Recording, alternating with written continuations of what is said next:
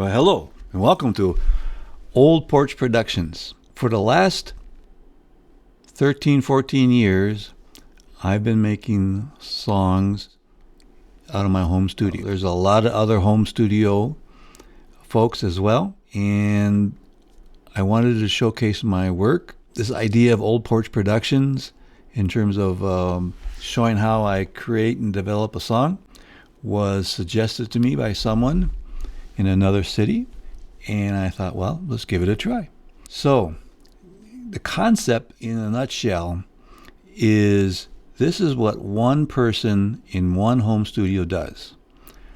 Music that's made by, let's say, the common folks. There was a fellow that did some recordings of blues players back in the 20s and 30s, and because of that we have some recordings now of works that were done and created by folks long ago. Some traditional songs that were being carried on were captured, and often these blues players played either at weekend dance things or on their front porch. And that is the concept here of Old Porch.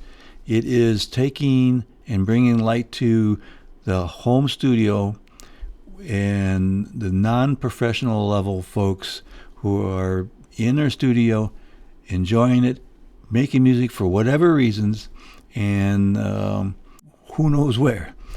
But for my music, it was suggested by someone that I start this channel to show how I create and end up with a song.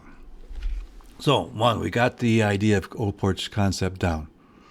It's, again, trying to showcase folks like myself, ordinary folks, not professional, just ordinary folks, doing their thing and being able to share it. So, hopefully that will stir other folks like myself to be open about their music. And who knows where it may grow from there, and maybe we even bypass the mainstream musical industry. 13 or 14 years ago, I bought my first Mac. I had always tried to make music in the past. My brother had a 4-channel TEAC recorder, and it was passed around. Sometimes he had it, and sometimes I had it. So I always was making what I call multi-tracked music. But when the digital came in and I did a lot of attempts with the PCs, I never really got the results I wanted until about 2011 when I got my Mac Pro. And then I was able to do the type of work I was hoping to accomplish. So why do I make music? Because I enjoy the creative process. I don't see myself as a performer. I've never been in a band, but I love to create music, and that's what I do with my studio. And so I see myself as a composer. I compose music, and if anybody happens to see a song that I do or hear a song that I did and they like it and they want to consider recording it, just get a hold of me. We'll work out something, no problem. Now I'm going to show the process of Telluride Sunrise. This is the last song I just did. In the first one that I captured the events that went into making this particular song. Now, the way I am going to handle this is that the song is already done. And over time now, you're going to see how it was made. The reason for this is I want to avoid people giving me ideas or suggestions, and they may have been something that I was going to do anyways, or maybe put in my head and it comes out, and then people are going to avoid the potential conflict of people thinking I'm ripping them off or something. I'm not saying that would happen, but I could see the potential for it. So the song is already done. Telluride Sunrise is already done. In fact, when we start showing the beginning of it, it's actually what's called, I believe, Telluride Sunday. And I'll let myself speak to the events as they were transpiring. That's it. I hope you enjoy this new launch of a channel that provides opportunity to see what someone else in the home studio is doing.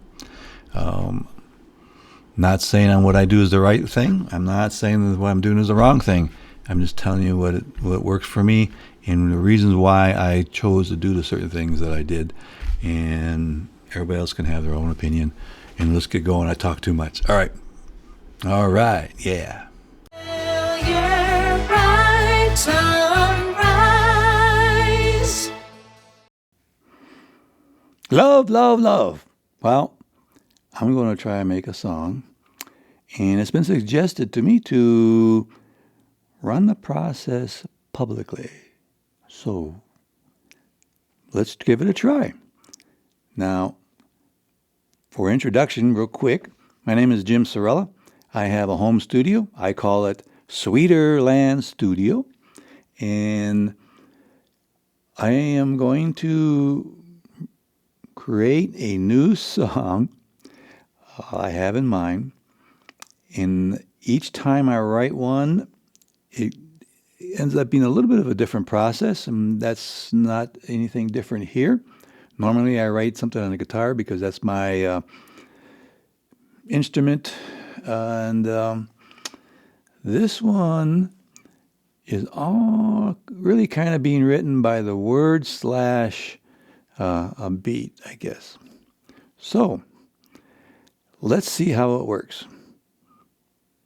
Now, I know I'm being wide open for all of those criticisms and all those remarkable tips. And certainly, I'm not going to imply that I know a lot. I'm just a guy in the studio, an old guy in the studio at that. So, this song is inspired by a recent visit to my granddaughter in Thornton, Colorado. And my wife and her get along very well on FaceTime, I think. And I can tell that she tends to prefer to be with her Nana, but sometimes I get some time too. So when we met her in Colorado, we actually met up at a park first. And I watched her get all excited at seeing her Nana and running up, Nana. And that was beautiful to see. But unexpectedly, she then turned and ran to me. And she calls me Jim Pa. And with Jim Pa, and ran up to me. I picked her up, I put her, and she hung herself kind of over my shoulder. And she kind of squeezed. And it was a very beautiful moment. And it really sunk into me because at that moment I was having a little bit of turmoil going on in certain areas of my life. So it felt so good. And that she recognizes her Jim Pa, and that's great. So I wrote some words. They're still in development, still working them out, but I'm trying something a little bit different than my normal approach. What I've done so far is I found a drum pattern, and here it is. Well, let's just see if we can, I don't know what's going to happen here. Oh, let's go do this and see what happens. Well, it's a 6/8 time, and I liked it because it had the kind of the feel to the words, and that way I could write kind of the melody to it, and that's what I'm starting to work on now. Then I took and I just sort of sang the words a little bit and tried some melodies. I'm going to try them out. And here, I can show that too. I don't sound like Robert Plant, so, if those kind of things bother you, you might want to put plugs in right now. But here we go. Let's get heads up. The first thing I did was I kind of hummed out the melody that I was trying to play with. And it's going to be hard on the ears, okay? All right, just a warning. Let's just jump into it and see what we got. Earplugs, quick.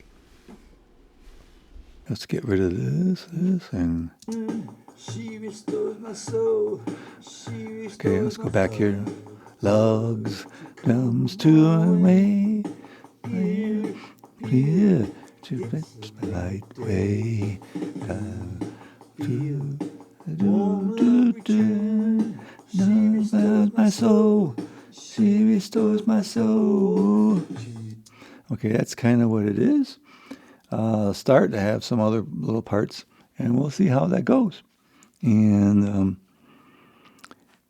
that's where I'm at. So what I'm going to do is try to pull the melody out kind of and see how it fits. So one thing I noticed was that I was trying to do it, start in key of G, but it looks like I'm naturally going to a key of A. So that's part of the song process. And let's continue. All right. Hey, I told you it was going to be rough.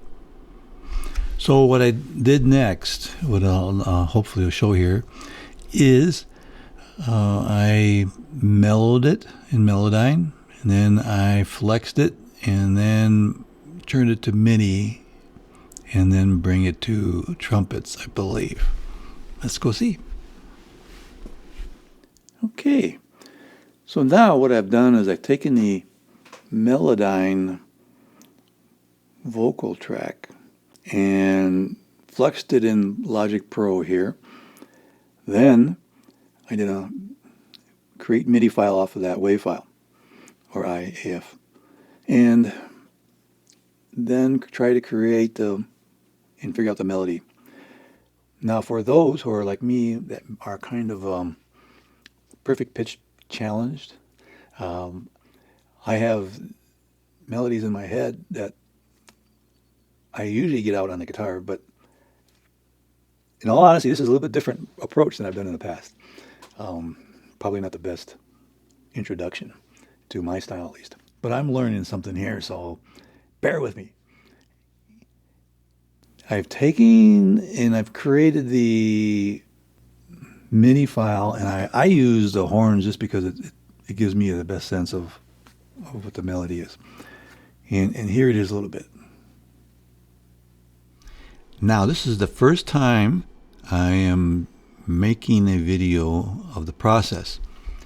So I'm going through a little bit of a learning curve, and it appears that Apple, when I was trying to save stuff, was saving it all over the place until I found a way to consolidate it. So eventually it's going to get a little bit better. But meantime, I have to make a decision as to how much time do I want to run around looking for it, and just kind of do what I'm doing now. So it appears, best I can tell, I'm an old PC guy. Maybe I just learned a habit of whatever folder I'm in, that's where it's going to save it. But apparently I've kind of caught on, I have to do an extra click. Otherwise it goes back to wherever I happened to be before. And so I'm kind of finding these things all over the place at the beginning here. But I do know that I did consolidate it, so it's going to get a little bit better. I'm a little bit concerned because I found some of my Mandocello stuff kind of all over the place too, and I was really looking forward to showing you that. But we'll see what I find. So I just got done saying I put it to trumpets. That's true. But and then I worked that out. But where I'm at now is extremely early, and the song is not even what it kind of ended up being. I'm working out the structure in my head on the chords and stuff, and it will get better. That's part of the process for me. Maybe the geniuses out there can skip all this this aspect. I have been accused, especially in my college days, of being an overachiever and don't belong in college. I'm sure there's going to be people who say I'm an overachiever and I don't belong in a home studio. But working hard can get results. And that's what I am. I'm a hard-working composer. All right? All right. So let's go on. What's going to happen is instead of the trumpets, it's going to be the melodined vocals. That's hard on the ears to hear. And I'm just working out some of the chord structure that later turns into the song. So let's go. Enough talk. No, I don't. Okay, here we go. Melodyne. I gotta actually put it back to the beginning. Let's go. There you go. Love, hug, she comes my way. Here, it's a bright day. Feel warm love return. She restores my soul. She restores my soul. Receives, melts to one, fills, yeah. Okay. And that's it for the moment. Let's see. Pretty awful. Okay, so now that's okay because I'm getting closer to what I want because I can't necessarily sing very well, and but I can eventually get to where I hear what I hear, which is why in recent when I started the Dream Buzzard band, which is just me, I had reached a point where I wanted to start creating some things with a certain similarity, but the biggest release for me was having a artificial intelligence singer, which allowed me to bring in vocals and bring into my studio a singer who actually has talent. And I can then actually achieve the type of melody lines that I actually hear in my head. So this whole endeavor for me in my studio is in part being able to get what's inside me out. And I'll be honest with you, which is all I want to do, is always be honest with you. Quite often when I get certain things out and as I start developing, I find that sometimes there's better than what's in my head, and then I usually go for that too. But for right now, on this song that I have at this moment called Love Love, that was odd. Okay, anyways. Oh wait, there goes on my furnace, or my air conditioning. So, now, that's a song Love Love, and I've kind of mapped out. Now I'm going to go see if I can make something more closer to the, because I kind of like little jerky, fun movements. And, a lot of people like that little love, love. She's found me, as opposed to love, love, she's found me. See, that's kind of my style, and that's what I'm going to be going for in working out the melody lines. Because a lot of the melody lines I got right now are on top are just too, for me, not. I'm trying to get the movement of it, but it's still not where I want. But we're going to get there. All right? I don't know where the camera is on this here. I don't know who I'm looking at. But let's see. That seems strange, because I don't look like I'm looking straight at the thing. Anyways, let's continue with this and see what happens. All right. Very good. 1, 2, 3. Okay. I am going to end this episode here. I'm going to end it by talking about that guitar you just saw and reminding you that the song does develop into something really good. So, two things are going to happen. So, this is the song I sketched the song out of. That makes sense. This is the guitar I used to sketch the chord work out. It is a Martin 018. I believe it's 1953. I was born in 1952, and I believe this is 1953. So I was blowing bubbles when this thing was made, and you can see someone played it a lot. It sounds nice. It's got old strings on it, so what can I say? Oh boy. Oh, jeez. How did that happen? I need to get my phone. My old units to tune these things are starting to not want to respond, meaning that I can hit the strings and it just doesn't do anything. So let's see what this does. Yep, flat.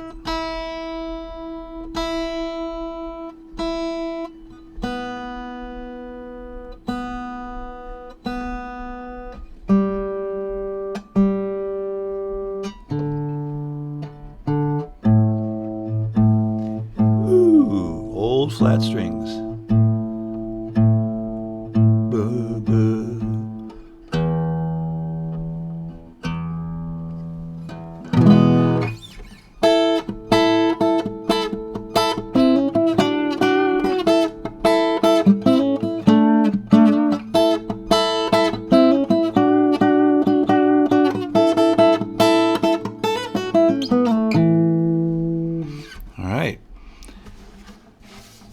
That's it. Look at the back of that puppy.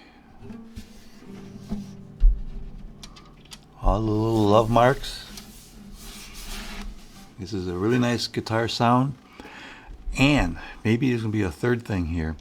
I did play this on my old channel. There's a song called Top of the Moon that I play this guitar, and I'll show you a little bit, and then we'll end out with a reminder that Love / Telluride Sunday / Telluride Sunrise actually turns into something.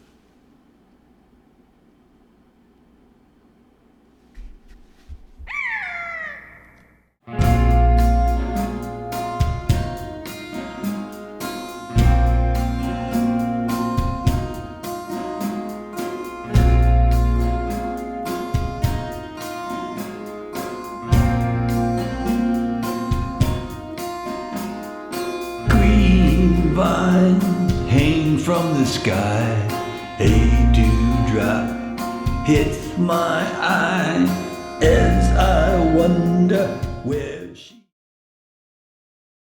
Hug, hug, she comes my way, pure, pure. It's a bright day.